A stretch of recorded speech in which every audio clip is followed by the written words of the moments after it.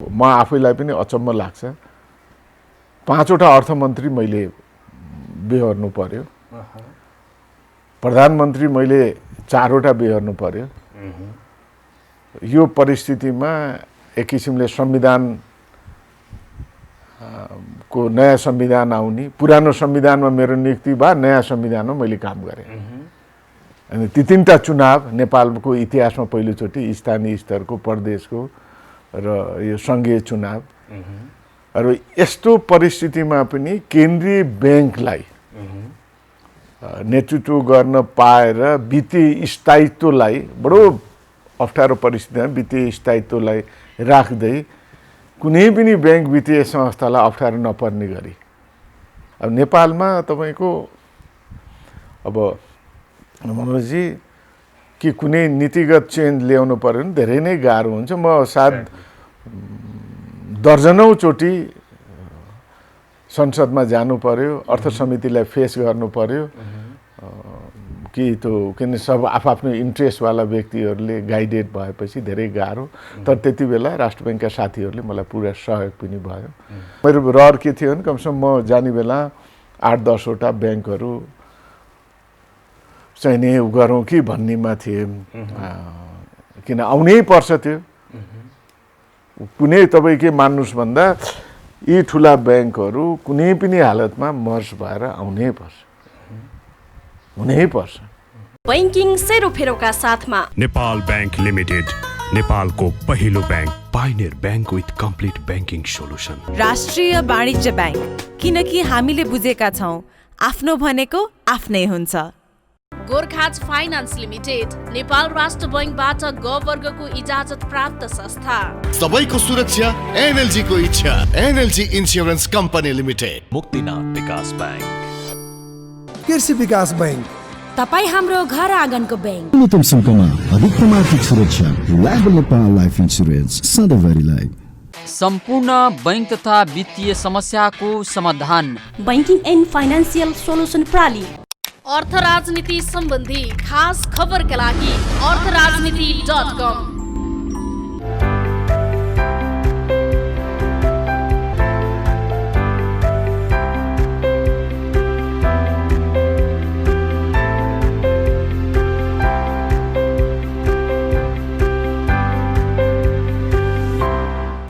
आदरणीय दर्शकवृन्द, नमस्कार। सम्पूर्ण बैंकिङ तथा वित्तीय समस्याको समाधान भन्ने मूल नाराका साथ स्थापित बैंकिङ एन्ड फाइनान्सियल सोलुसन प्रणाली काठमाडौँको प्रस्तुति नेपाली टेलिभिजन क्षेत्रकै एक मात्र विशुद्ध बैंकिङ कार्यक्रम बैंकिङ सेरोफेरोमा यहाँलाई हार्दिक स्वागत गर्न चाहन्छु। म मनोज पौड्याल। दर्शकवृन्द, कोरोना भाइरस अर्थात् कोभिड-19 का कारण विश्व अहिले महासङ्कटमा छ। यस सङ्कटबाट मुक्त हुनका निमित्त सबैभन्दा भरपर्दो र उपयुक्त माध्यम भनेको भौतिक दूरी नै हो भन्ने कुरा प्रष्ट भइसकेको छ। र दर्शकवृन्द, सम्भव भएसम्म भौतिक दूरी कायम गरौँ भन्ने आग्रहका साथ कार्यक्रम बैंकिङ सेरोफेरो अगाडि बढाउने यहाँको समक्ष अनुमति चाहन्छु। दर्शकवृन्द, आजको कार्यक्रम विशेष रहेको छ। बैंकिङ सेरोफेरो कार्यक्रमले पहिलो वर्ष उत्साहजनक र सफलतापूर्वक पार गर्दै दोस्रो वर्षमा प्रवेश गरेको छ।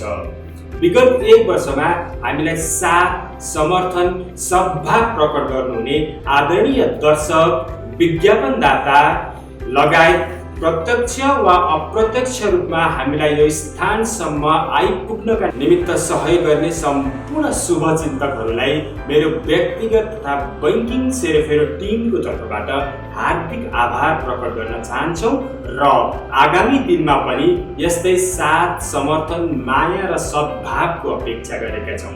दर्शकवृन्द, यस खुसीको घडीमा कार्यक्रमलाई अझ प्रभावकारी बनाउने उद्देश्यले हामीले कार्यक्रममा एउटा नयाँ स्तम्भ बैंकिङ सवाल जवाफको सुरुवात गरेका छौँ। दर्शकवृन्द, जुन स्तम्भमा हामी यहाँहरूलाई एउटा प्रश्न सोध्नेछौँ, सो प्रश्नको सही जवाब दिनुहुने मध्येबाट एकजना भाग्यशाली दर्शकलाई गोला तथाद्वारा चयन गरी आकर्षक उपहार प्रदान गरिनेछ। जवाफ हाम्रो इमेल ठेगाना banking0 मा पठाउनु हुन अनुरोध गर्दछौँ र जवाब पठाउँदा आफ्नो नाम, ठेगाना, सम्पर्क मोबाइल नम्बर अनिवार्य रूपमा लेखेर पठाउनु पर्नेछ।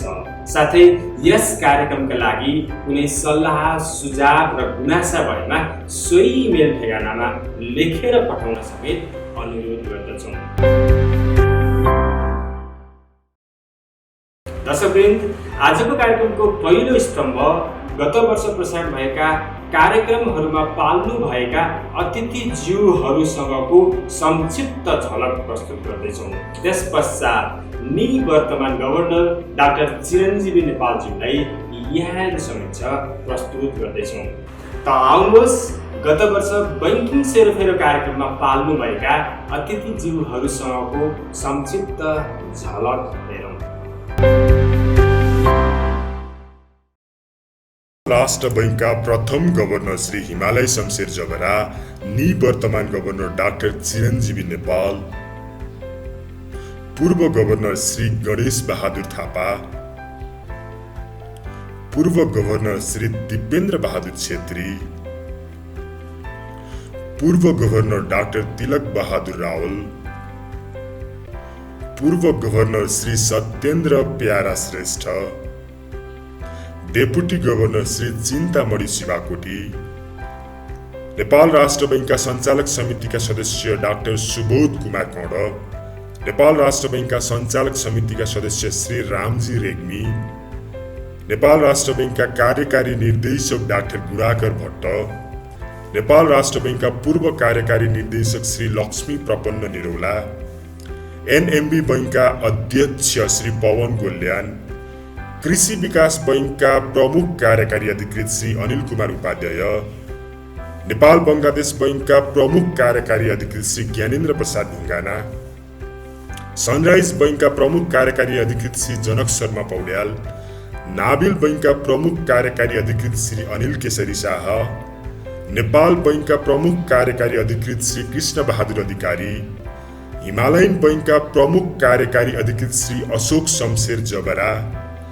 ग्लोबल आइमी बैंकका प्रमुख कार्यकारी अधिकृत श्री परशुराम कुमार छेत्री, नेपाल बैंकर्स एसोसिएसनका अध्यक्ष श्री भुवन कुमार दाहाल, सिभिल बैंकका प्रमुख कार्यकारी अधिकृत श्री गोविन्द गुरुङ, बैंक अफ काठमाडौँका पूर्व प्रमुख कार्यकारी अधिकृत श्री अजय श्रेष्ठ, डेभलपमेन्ट बैंकर्स एसोसिएसनका अध्यक्ष श्री गोविन्द प्रसाद ढकाल, राष्ट्रिय वाणिज्य बैंकका प्रमुख कार्यकारी अधिकृत श्री किरण कुमार श्रेष्ठ, मेगा बैंकी प्रमुख कार्यकारी अधिकृत श्री अनुपमा खुञ्जेली, बैंकर्स एसोसिएसनका पूर्व अध्यक्ष श्री उपेन्द्र प्रसाद पौड्याल, सेन्चुरी बैंकका प्रमुख कार्यकारी अधिकृत श्री तुलसीराम गौतम, मुक्तिनाथ विकास बैंकका प्रमुख कार्यकारी अधिकृत श्री प्रद्युम्न पोखरेल, नेशनल बैंकिङ इन्स्टिच्युटका प्रमुख कार्यकारी अधिकृत श्री कुमार लम्साल, ग्लोबल आइएमई बैंकका उप प्रमुख कार्यकारी अधिकृत श्री महेश ढकाल।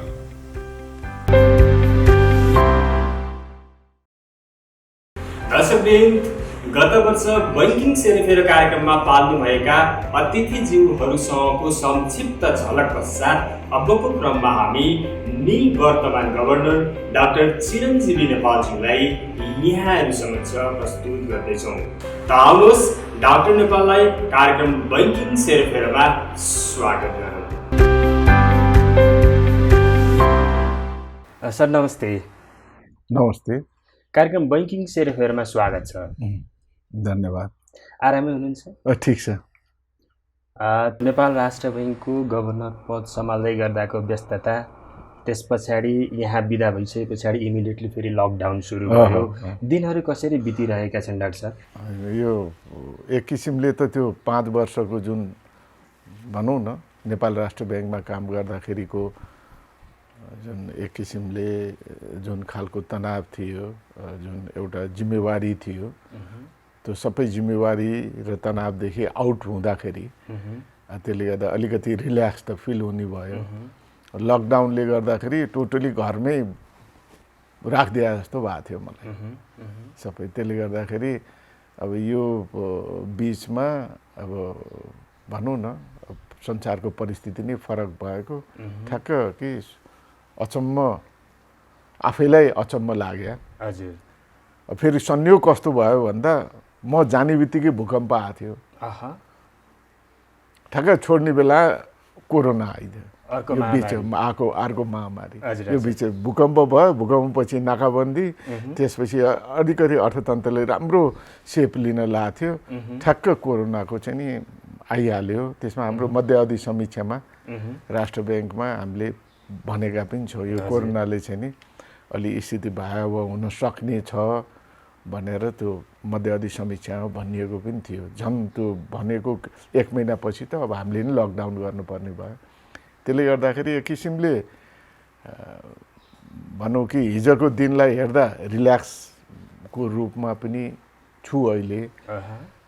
र अर्को किसिमले अब देशको भनौँ न आर्थिक स्थितिमा अब यसले धेरै नकारात्मक प्रभाव पर्छ भन्ने चाहिँ त्यो एउटा चिन्ताको विषय पनि भएको छ। डाक्टर साहब, गभर्नरको रूपमा नेपाल राष्ट्र बैङ्कमा रहेर यहाँले पुर्याउनु भएको समग्र अर्थतन्त्र र मौद्रिक क्षेत्रको योगदानलाई कसरी सम्झनुहुन्छ? मैले आफूले सम्झने आधारहरू त बुसुकै छन् होइन, धेरै छन्। किन वित्तीय स्थायित्व हो एउटा सबभन्दा ठुलो र नेपालको इतिहासमा सबभन्दा लगातार 3 वर्षसम्म उच्च आर्थिक वृद्धि भएकै त्यही बेलामा हो। अब तपाईँलाई भन्दाखेरि भनौँ कि यो म आफैलाई पनि अचम्म लाग्छ। 5वटा अर्थमन्त्री मैले बेहोर्नु पर्यो, प्रधानमन्त्री मैले 4वटा बेहोर्नु पर्यो। यो परिस्थितिमा एक किसिमले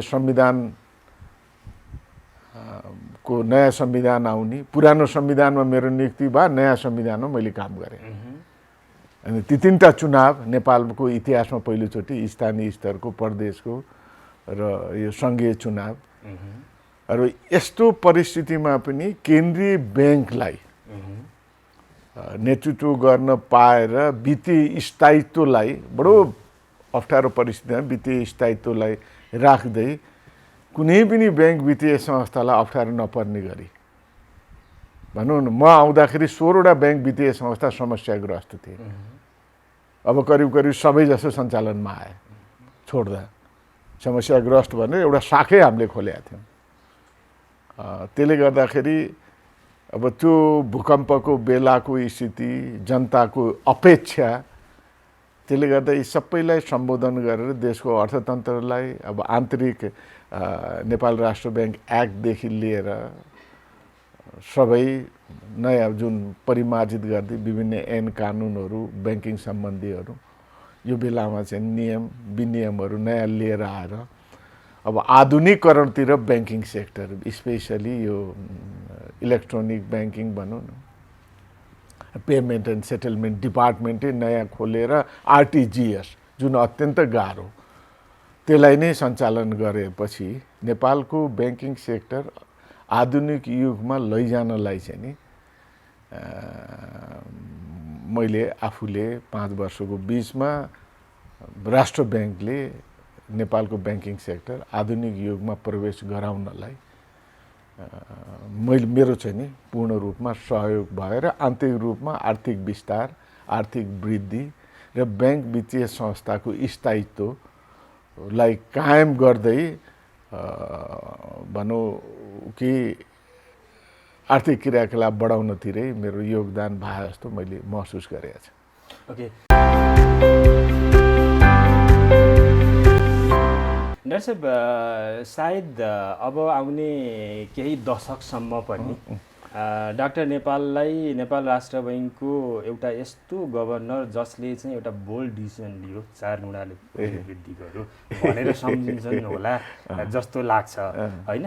त्यो किन आवश्यकता महसुस गर्नुभएको? अनि त्यति बेला तपाईँको भनौँ मैले अब हामी साथीभाइहरूसँगै सल्लाह गरियो, नेपाल राष्ट्र बैङ्कका साथीभाइहरूसँग बसेर, किन ब्याङ्क वित्तीय संस्था समस्याग्रस्त भएको देखियो, देखिसकेपछि किन समस्याग्रस्त भयो त भन्ने कुरा बुझ्दै जाँदा पुँजीको आधार चाहिँ नि एकदमै विक रहेछ। 16वटा ब्याङ्क वित्तीय संस्थाहरूको अब खराब कर्जा अहिले नि तपाईँको भनौँ न, मलाई 2-4वटा ब्याङ्कका साथीहरूले ओहो सरले अहिले पुँजी वृद्धि नगरे भए त अहिले खराब कर्जाले त हामी ब्याङ्क त समस्यामा पर्थ्यौँ भन्ने त्यो आइसक्यो, मलाई फोन गरेरै भनिसक्नु भयो।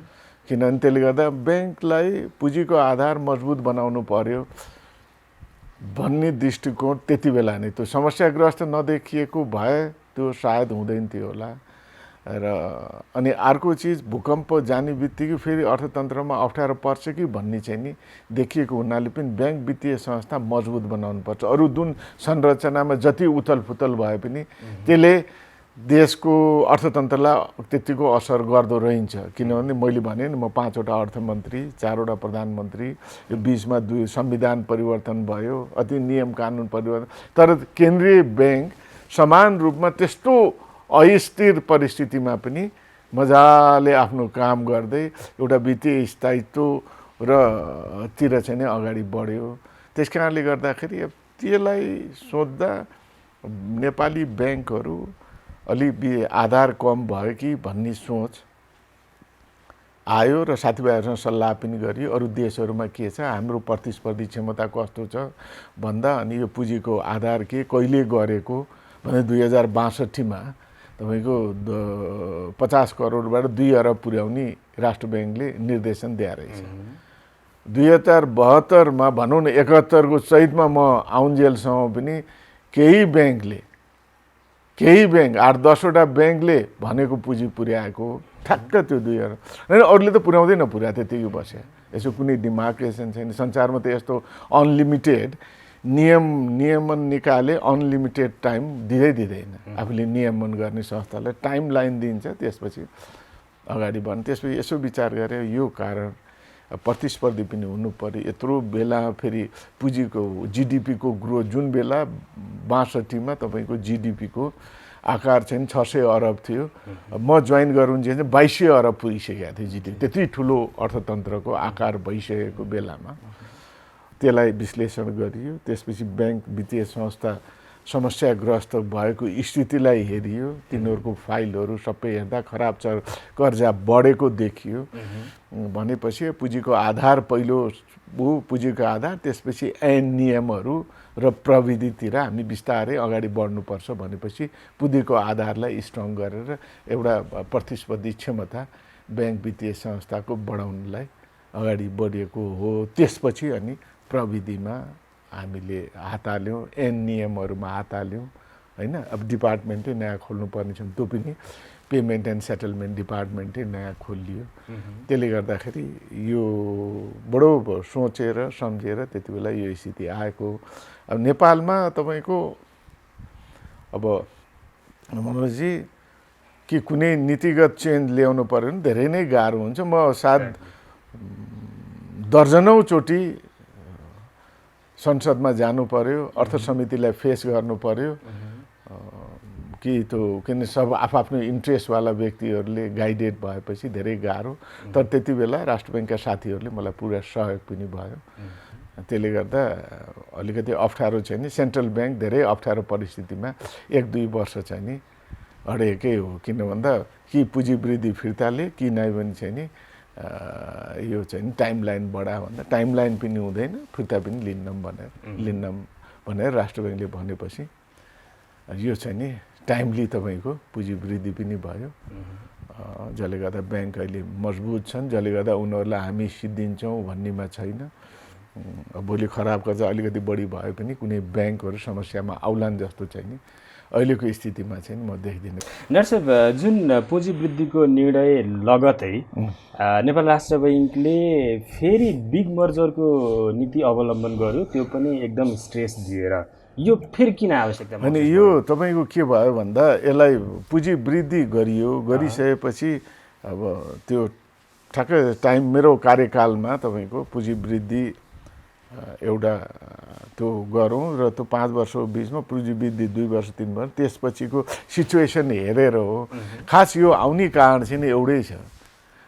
कारण के हो भन्दा पैसा धेरै ब्याङ्क वित्तीय संस्था हुँदाखेरि तपाईँको आज भनौँ कति थियो होला त ब्याङ्क वित्तीय संस्था कि तपाईँ अचम्म मान्नुहुन्छ 88वटा 187वटा ब्याङ्क वित्तीय संस्था मर्ज भएर सायद 45मा आएको छ र अरू बाँकीको चाहिँ नि दर्ता नै खारेज भएको छ। कति थियो होला त त्यो गर्दाखेरि पनि अहिले करिब 100 पुग्छ सबै मिलायो भने ब्याङ्क वित्तीय संस्था। अब त्यति बेला के भयो भन्दा यो पैसाको त्यो थिएन, एउटा समय परिस्थितिले आधार एउटा बनाउँदो रहेछ मर्ज र क्यापिटल वृद्धिको। समयले के दिएको थियो भनेर भन्दा अब गाउँ गाउँमा वित्तीय साक्षर वित्तीय पहुँच पुगेन भन्ने थियो। ल खोल ब्याङ्क एउटा त्यति बेलाको नीतिगत आधार कि ब्याङ्क गाउँ गाउँमा ब्याङ्क गएर एउटा वित्तीय साक्षरता पनि बढ्छ, वित्तीय पहुँच पनि बढ्छ भन्ने थियो। अब वित्तीय पहुँच त वित्तीय साक्षरता पनि भनौँ एक किसिमले भन्दाखेरि अहिले 61% छ। म आउँदाखेरि कति 35% जति थियो। मजाले यो बिचमा शाखाहरू 3000 थियो, 9000 शाखाहरू पुग्यो टोटल भनेपछि अब स्थानीय तहमा 746 स्थानमा छ यो ब्याङ्कहरू। अब यो भइसकेपछि यो के हुन्छ, पैसा जति ठाउँमा जति धेरै मुभ गर्यो नि त्यति पैसाको कस्ट बढ्दो रहेछ। र इन्टरनेसनली के देखियो भन्दा अहिलेको परिस्थितिमा पैसाको कस्ट पनि बढाउन नहुने, पब्लिकलाई सजिलोसँग ट्रान्जेक्सन गर्न व्यवस्था गरिदिनु पर्ने, तब मात्रै ब्याङ्क वित्तीय संस्था राम्रोसँग सञ्चालन गर्न सकिन्छ। ब्याङ्क वित्तीय संस्थामा एक किसिमले स्थायित्व र सक्षम भएर ब्याङ्क वित्तीय संस्था सञ्चालन होस्, जसले गर्दा आर्थिक क्रियाकलाप पनि बढोस्, उपभोक्ताले ब्याङ्क प्रतिका क्लाइन्टले पनि सहज रूपमा चाहिँ नि पहुँच पाउँ र उनीहरूलाई सहज तरिकाले गर्न सकुन् र ब्याङ्क र वित्तीय संस्था पनि घाटामा जानु नपरोस् भन्ने अन्तर्राष्ट्रिय मान्यता र हाम्रो परिस्थिति अनुसार त्यो एनाउन्स गर्नु पर्यो। मेरो रहर के थियो भने कमसेकम म जाने बेला 8-10वटा ब्याङ्कहरू चाहिँ नि गरौँ कि भन्नेमा थिएँ। तर परिस्थिति सिचुएसनले अब यहाँ त त्यही हो, सेन्ट्रल ब्याङ्क एक्लै पर्यो। त्यसले गर्दा अगाडि चाहिँ नि यसलाई हामीले पछि पनि भन्यौँ। अब अहिले पनि अब त्यो यो बिग मर्जर त्यति बेला त्यो अलि टाइम लाग्यो कारण के भनेर भन्दा अलिकति टाइम दिनु पर्यो भन्ने कुराहरू आयो। सेन्ट्रल ब्याङ्क एक्लै अगाडि बढ्यो र धेरैले यहाँ त विरोध गर्ने चलन छ।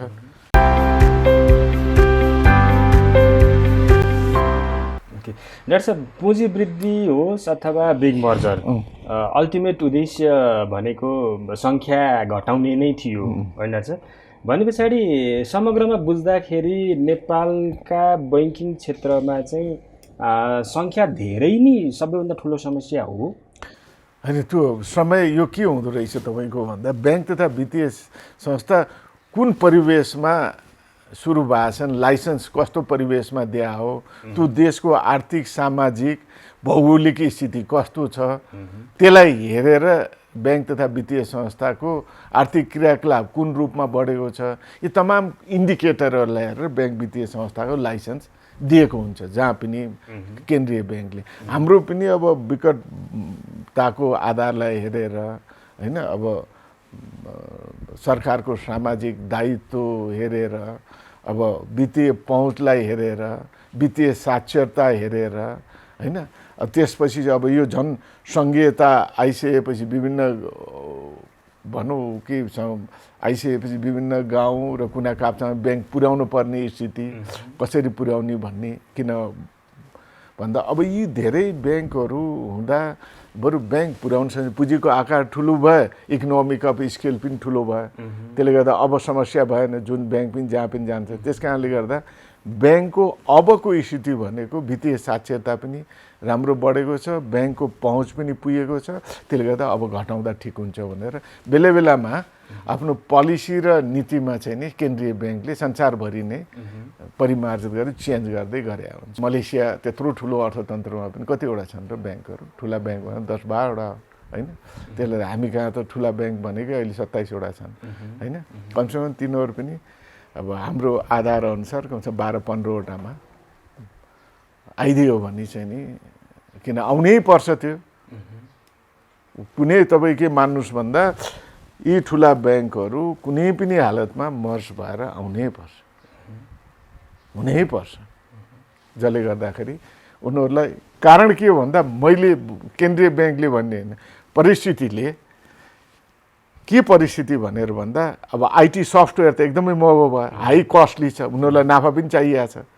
त्यसले गर्दाखेरि मर्ज भयो भने नाफा पनि हुन सक्ने, सफ्टवेयर किन्दाखेरि पनि कस्ट थोरै पर्ने हैन, यता दायित्व पनि कम हुने। दर्शकवृन्द, बैंकिङ सवाल जवाफ अन्तर्गत आजको लागि प्रश्न रहेको छ, डाक्टर चिरञ्जीवी नेपाल गभर्नर हुँदा कतिजना अर्थमन्त्री परिवर्तन भएका थिए? हवस् त दर्शकवृन्द, बैंकिङ सवाल जवाफ सँगसँगै कार्यक्रमको निर्धारित समय सकिएको छ। पुनः अर्को साता तपाईँहरूको र हाम्रो भेटघाट हुने नै छ। तबसम्मको लागि म मनोज पौड्याल लगायत सम्पूर्ण बैंकिङ सेरोफेरो युनिटलाई बिदा दिनुहोस्। नमस्ते।